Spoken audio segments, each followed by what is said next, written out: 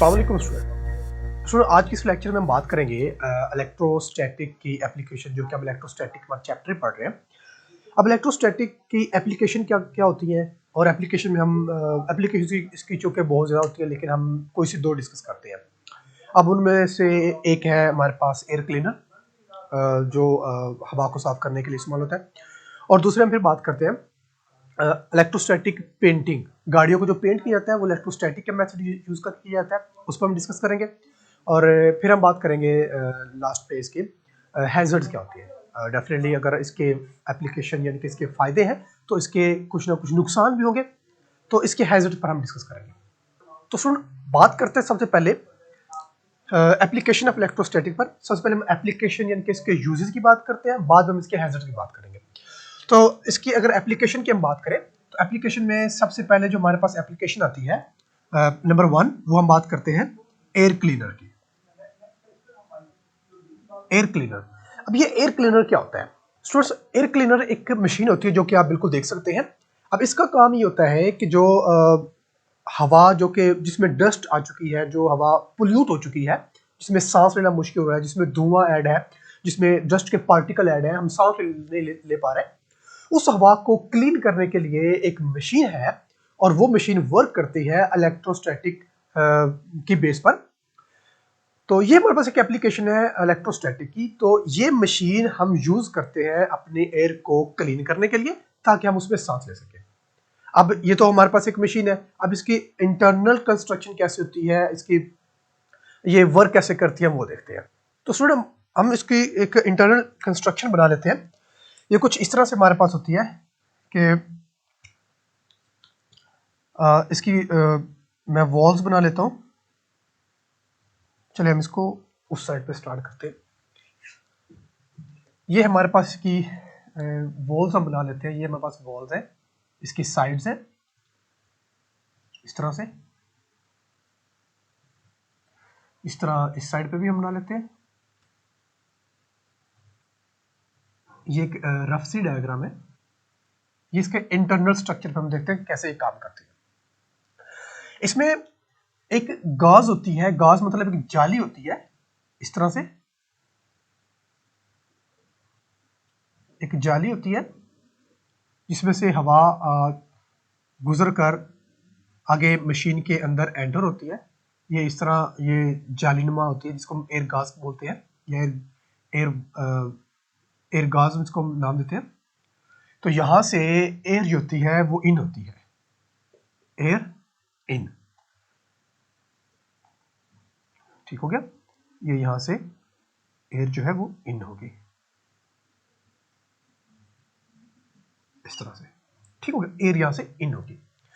अब चूंकि एयर जो है वो मिक्सअप है, जिसमें डस्ट पार्टिकल भी मौजूद है, जिसके अंदर स्मोक भी है, जो कि कार्बन मोनोऑक्साइड उसमें पार्टिकल हैं, जो कि सांस जो कि जहरीले होते हैं इंसान के लिए। और इसमें और भी डिफरेंट जो पॉइजनस कुछ पार्टिकल हैं, जो कि हमारे सांस लेने में, हमारे लंग्स को डिस्ट्रॉय कर सकते हैं, इंसान के सांस लेने में प्रॉब्लम क्रिएट करते हैं। तो ये पोल्यूट एयर्स है, जो इसमें इन हो रही है वो पोल्यूट एयर है, सारी की सारी वो हार्मफुल एयर है। तो इसको हम ऐसा करते हैं कि जो हमारी गॉज होती है ना, गॉज एयर, जो हमारे एयर गॉज होती है, जो जाली होती है, उसको पहले ही नेगेटिव जो है वो किया जाता है, चार्ज, नेगेटिव चार्ज किया जाता है।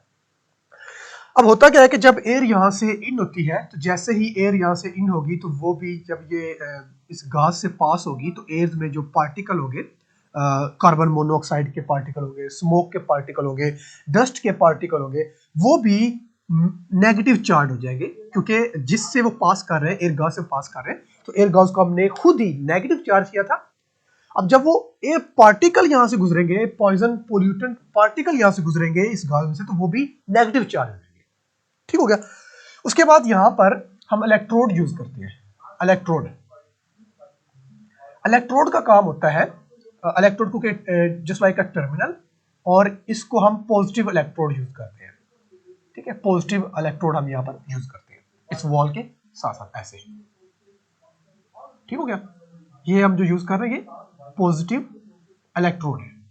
अब पॉजिटिव इलेक्ट्रोड यूज करने का मकसद क्या है वो जरा ये देखिएगा। अगेन जब हवा यहाँ से पास होगी, पोल्यूटेड एयर जब यहाँ से गैस से पास होगी, तो क्योंकि गैस को हमने नेगेटिव चार्ज किया हुआ है, तो जब एयर के पार्टिकल, जब हवा में से जो पॉइजन पार्टिकल है, जैसे कि एयर डस्ट पार्टिकल है या स्मोक के पार्टिकल है, कार्बन मोनोऑक्साइड है एंड सो ऑन, जब वो यहाँ से गैस से गुजरेंगे तो गैस को तो हमने नेगेटिव चार्ज किया हुआ है, तो जो पार्टिकल होंगे ना वो भी नेगेटिव चार्ज हो जाएंगे।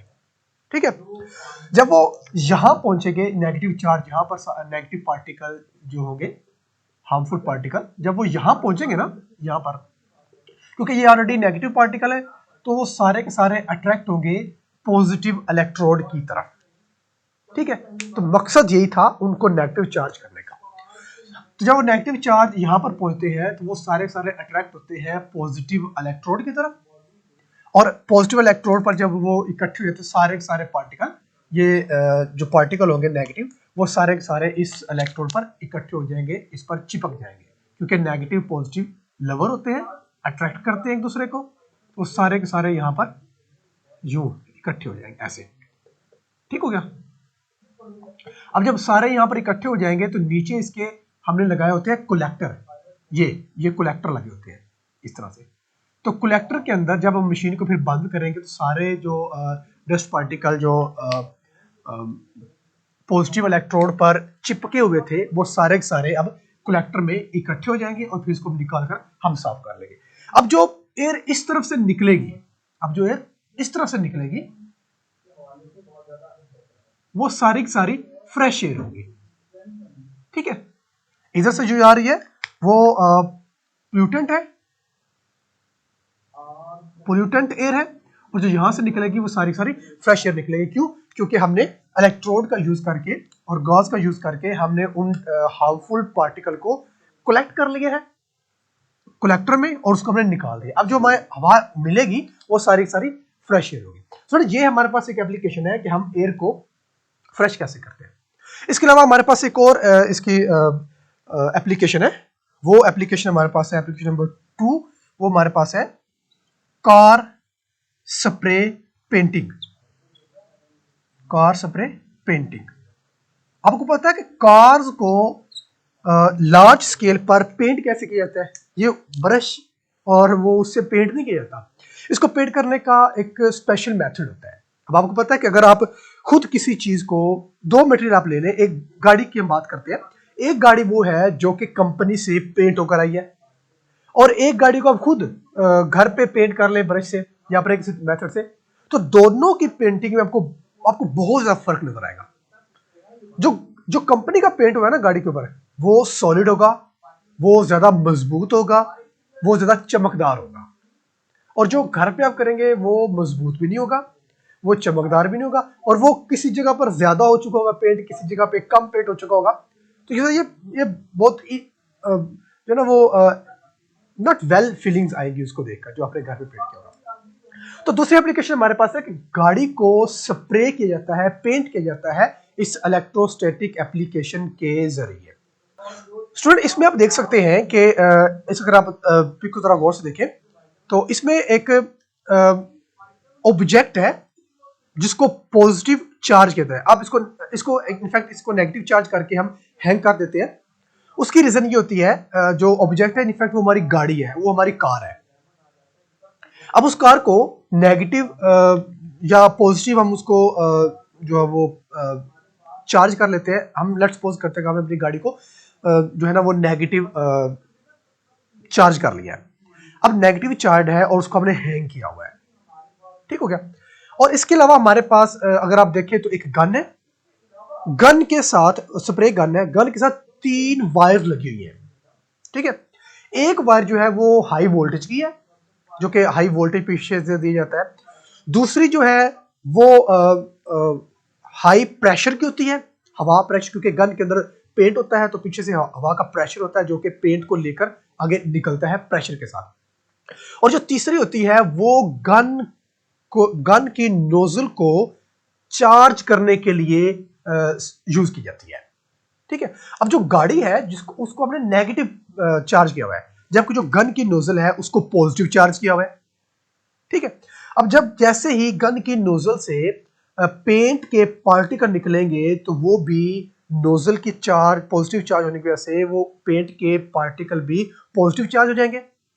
और जैसे पॉजिटिव वो चार्ज होंगे वो सारे के सारे जैसे वो हवा में जाएंगे, गाड़ी की तरफ जाएंगे पार्टिकल, क्योंकि गाड़ी को हमने नेगेटिव चार्ज किया हुआ है और जो पार्टिकल है पेंट के वो अब पॉजिटिव चार्ज है, तो वो बड़ी जल्दी से और मजबूती के साथ गाड़ी की बॉडी के ऊपर चिपक जाएंगे एक सॉलिड तरीके से, जिससे गाड़ी को पेंट करना भी आसान होता है और वो एक मजबूत जो है वो पेंटिंग होगी।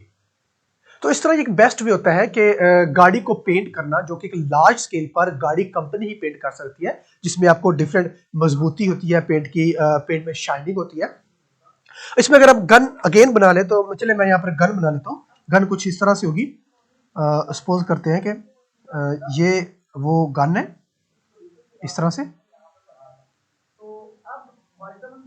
इस तरह से ये उसका फिर ट्रिगर होगा जिसको प्रेस करके हम हमारा पेंट निकलेगा। यहाँ पर वो नोजल होगी जहाँ से पेंट निकलेगा। तो पेंट, क्योंकि ये जो नोजल है ये पॉजिटिव चार्ज है, जो पेंट के पार्टिकल निकलेंगे वो कुछ इस तरह से, इस तरह से और इस तरह से निकलेंगे, क्योंकि पेंट के पार्टिकल भी पॉजिटिव चार्ज हो चुके हैं। ठीक हो गया इस तरह से। अब पेंट के पार्टिकल जब पॉजिटिव चार्ज होंगे तो एक दूसरे को रिपेल करेंगे, जिसकी वजह से ये शावर बड़ा सा निकलेगा ऐसे ऐसे। तो पेंट के जो पार्टिकल होंगे वो ज्यादा स्प्रेड होकर निकलेंगे ऐसे, ठीक है, क्योंकि सारे के सारे जो पार्टिकल है वो पॉजिटिव चार्ज है। जब सारे के सारे पॉजिटिव चार्ज है तो एक दूसरे को रिपेल करेंगे, एक दूसरे से दूर दूर होंगे और वो ज्यादा एरिया कवर करेंगे, जिसकी वजह से पेंट भी कम लगेगा और गाड़ी की पेंटिंग भी अच्छी हो जाएगी एज कम्पेयर टू मैनुअल अगर हम पेंट करते हैं तो सर ये हमारे पास दो एप्लीकेशन हमने स्टडी की है, एयर क्लीनर की और कार स्प्रे पेंटिंग की। इसके बाद हम स्टडी करते हैं जो कि हमने बात की है इसके हैजर्ड की। ये इनफैक्ट एप्लीकेशन आप कह लें कि इसके फायदे हैं इलेक्ट्रोस्टैटिक के। अब हम बात करते हैं इसके हैजर्ड्स की। हैजर्ड्स, हैजर्ड मतलब नुकसान, इलेक्ट्रोस्टैटिक या स्टैटिक चार्ज के नुकसान क्या होते हैं। तो उसमें सबसे पहले बात करते हैं लाइटनिंग की। लाइटनिंग, ये लाइटनिंग क्या होती है? वो लाइट मतलब बिजली, जब क्लाउड्स होते हैं तो बिजली जो चमकती है, दैट्स कॉल्ड लाइटनिंग। ये लाइटनिंग होती कैसे है? कभी आपने सोचा है कि बादल बने हुए हैं, बिजली चमक रही है, ये बिजली कैसे चमकती है? इसके पीछे इनफैक्ट हम फिजिक्स पढ़ने के लिए जा रहे हैं कि बिजली चमकने के पीछे फिजिक्स क्या होती है। तो जब हम लाइटनिंग की बात करते हैं तो इसमें अगर आप देखें, आपको एक पिक शो हो रही है, इसमें क्लाउड्स है और क्लाउड से एक लाइट अर्थ की तरफ ट्रेवल करती है। वो ये लाइटनिंग कैसे होती है? देखिए, अब जो क्लाउड्स हैं, क्लाउड्स के अंदर एयर पार्टिकल भी मौजूद होते हैं और वाटर के पार्टिकल भी मौजूद होते हैं, ठीक है। जब वो एयर पार्टिकल और वाटर पार्टिकल आपस में टकराते हैं तो जो पार्टिकल होते हैं, एयर पार्टिकल, क्लाउड्स के जो पार्टिकल होते हैं वो सारे पॉजिटिवली, वो सारे नेगेटिवली चार्ज हो जाते हैं। जब वो टकराते हैं, टकराने से फ्रिक्शन होती है। फ्रिक्शन मतलब उसमें रबिंग का प्रोसेस होता है और रबिंग का प्रोसेस हम इस चैप्टर के पहले टॉपिक में पढ़ चुके हैं। रबिंग करने से हम किसी बॉडी में चार्ज प्रोड्यूस करवा सकते हैं। जब रबिंग होती है तो उसमें चार्ज प्रोड्यूस होता है, नेगेटिव चार्ज प्रोड्यूस होता है। अब जो नेगेटिव चार्ज प्रोड्यूस होता है तो अर्थ जो है वो, क्योंकि ग्राउंड है वो that's a good conductor, earth is a good conductor, इसका मतलब वो पॉजिटिव चार्ज है ऑलरेडी। तो नेगेटिव और पॉजिटिव एक दूसरे को अट्रैक्ट करते हैं और जब दोनों दूसरे को अट्रैक्ट करेंगे, क्योंकि चार्ज होता है बहुत ज्यादा अमाउंट में होता है, वो कोई 2 3 4 5 चार्ज नहीं होते, charge that's in large amount, ठीक है, बहुत बहुत ढेर सारी अमाउंट में होते हैं। तो उस ढेर सारी अमाउंट होने की वजह से वो चार्ज जो कि क्लाउड्स में है, जो प्रोड्यूस हो चुके हैं, वो अर्थ की तरफ ट्रेवल करते हैं क्योंकि ऑपोजिट चार्ज को अट्रैक्ट करते हैं। वो जैसे ही उसको अट्रैक्ट करते हैं, चार्ज वहां प्रोड्यूस होते हैं, अट्रैक्ट करते हैं, तो वो एक वेरी फास्ट मोशन होती है जो हमें लाइट और साउंड की फॉर्म में नजर आती है, ठीक है। इसको हम कहते हैं जी बिजली गिरी है जी फला और वहां सब कुछ जल गया। इनफैक्ट इसके पीछे फिजिक्स ये है कि रबिंग होती है क्लाउड्स में, ठीक है, चार्ज प्रोड्यूस होता है और वो चार्ज फिर ट्रेवल करता है अर्थ की तरफ, ठीक है, जिससे हमें बिजली चमकती नजर आती है। तो ये लाइटिंग का प्रोसेस होता है और इससे जो बड़ी बड़ी बिल्डिंग्स होती हैं, बड़े बड़े टावर्स होते हैं, उनको काफी नुकसान होता है इस लाइटनिंग की वजह से। अब इस लाइटनिंग के नुकसान से बचने के लिए ना, अगर आप गौर से देखें तो जो टावर्स होते हैं ना, जैज, टेलनर एंड सो ऑन, जो भी टेलीकम्युनिकेशन के टावर्स होते हैं, इनके ऊपर छोटी सी वायर लगाई होती है, छोटी सी बारीक सी वायर लंबी सी लगी होती है, अगर आप गौर से देखें या ऊपर जाकर देखें तो आपको वायर नजर आएगी, बहुत बारीक सी होती है। वो वायर जो होती है वो डायरेक्ट अर्थ के साथ कनेक्ट होती है, ठीक है। मतलब वो वायर जो होती है वो टावर के साथ अगर अटैच भी है तो वो इंसुलेटर फॉर्म में अटैच होगी। अब वो वायर डायरेक्ट होती है अर्थ के साथ अटैच, और ऊपर से जैसे ही बिजली उसके ऊपर गिरती है ना तो वो सारी सारी उस बिजली को, उस लाइटनिंग को एक पाथ मिलता है, बजाय इसके कि वो टावर में से पास करे और नुकसान करे। वो जो वायर लगी होती है डायरेक्ट अर्थ से, अर्थ के साथ, वो बिजली उस लाइटनिंग को पाथ मिल जाता है, वो उस वायर से गुजर कर अर्थ में चले जाते हैं, जिससे टावर नुकसान से बच जाता है। इस तरह जो बड़ी बड़ी बिल्डिंग्स होती है बड़े शहरों में, उनके ऊपर भी इस तरह का एक फिनोमेना, एक प्रोसेस किया होता है ताकि लाइट जब भी गिरे वो उस वायर के जरिए वो अर्थ में ट्रांसफर हो जाए और बिल्डिंग जो है वो नुकसान से बच सके। ठीक हो गया। सो इसके साथ एक्सप्लोजन भी होती है बहुत ज्यादा, फायर और एक्सप्लोजन। अगर आप देखें तो जब ऑयल फिल हो रहा होता है ना, तो ऑयल जब नोजल से निकलता है तो ऑयल और नोजल, क्योंकि नोजल मेटल की होती है, दोनों के दरमियान में रगड़ होती है, दोनों के दरमियान में रबिंग होती है, दोनों के दरमियान फ्रिक्शन प्रोड्यूस होती है। उस फ्रिक्शन की वजह से क्या होगा, चार्ज प्रोड्यूस होगा, ठीक है। अब चार्ज जब प्रोड्यूस होगा तो उसमें खतरा होता है कि कहीं एक्सप्लोजन हो जाए, कहीं धमाका ना हो जाए, कहीं आग ना लग जाए। अगर आप गाड़ी में ऑयल फिल करवा रहे हैं या बाइक में ऑयल फिल करवा रहे हैं, सबसे पहले अगर बाइक में ऑयल फिल करवा रहे हैं तो सबसे पहले कोशिश करें कि आप बाइक से उतर जाए, फिर उसमें ऑयल फिल करवाएं। अगर आप गाड़ी में ऑयल फिल करवा रहे हैं तो कोशिश करें अगर आप गाड़ी के अंदर बैठे तो गाड़ी के अंदर ही बैठे रहे।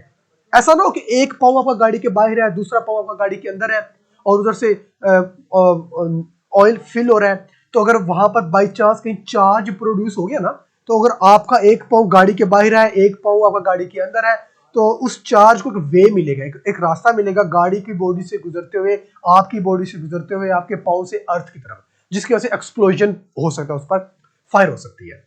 तो इससे बचने के लिए बेहतर होता है कि आप गाड़ी से या तो दूर हो जाए या फिर गाड़ी में बैठे पाँव एक गाड़ी के बाहर एक गाड़ी के अंदर नहीं रखें, और इस तरह अगर बाइक है तो या तो बाइक से बिल्कुल उतर जाए और उसमें फिल करवा लें, अदरवाइज एक्सप्लोजन और फायर का वहां पर बहुत ज़्यादा खतरा होता है।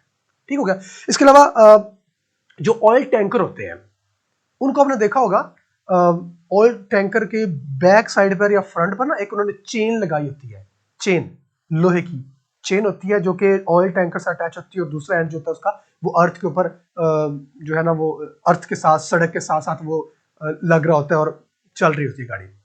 यू नो स्टूडेंट, ये क्यों होता है, इसकी रीजन होती है। अब देख लें कि जहां पर वो सर्कल किया ना, पिक के अंदर सर्कल लगा हुआ है, तो वहां पर एक चेन है जो कि टैंकर से होकर आगे जमीन के साथ अटैच है। इसकी रीजन ये होती है कि जब, क्योंकि टैंकर के अंदर ऑयल है, अब ऑयल और टैंकर की बॉडी के दरमियान में फ्रिक्शन की वजह से अगर बाई चांस चार्ज प्रोड्यूस हो जाए तो वो चार्ज सारे का सारा उस वायर से जो है वो ट्रांसफर हो जाए अर्थ की तरफ, और इस तरह धमाका होने से, एक्सप्लोजन होने से बच जाते हैं। अक्सर आपने देखा होगा, सुना होगा कि ऑयल टैंकर को आग लगी, वो आग लगने का यही होती है वजह कि उसमें चेन उन्होंने नहीं लगाई होती, उसमें चार्ज प्रोड्यूस होता है, ऑयल ऑलरेडी एक्सप्लोजन होता है और वहां पर धमाका हो जाता है। तो ये रीजन होती है, बहुत ज्यादा नुकसान हो जाता है। तो उसमें आज के टॉपिक में हमने पढ़ा है एप्लीकेशन के फायदे, यानी कि इलेक्ट्रोस्टैटिक के फायदे, यानी कि इलेक्ट्रोस्टैटिक की एप्लीकेशन, और फिर इलेक्ट्रोस्टैटिक के हैजर्ड्स क्या है, यानी कि उसके नुकसान क्या है, जिसमें हमने लाइटनिंग का पढ़ा है, फायर एंड एक्सप्लोजन का पढ़ा है।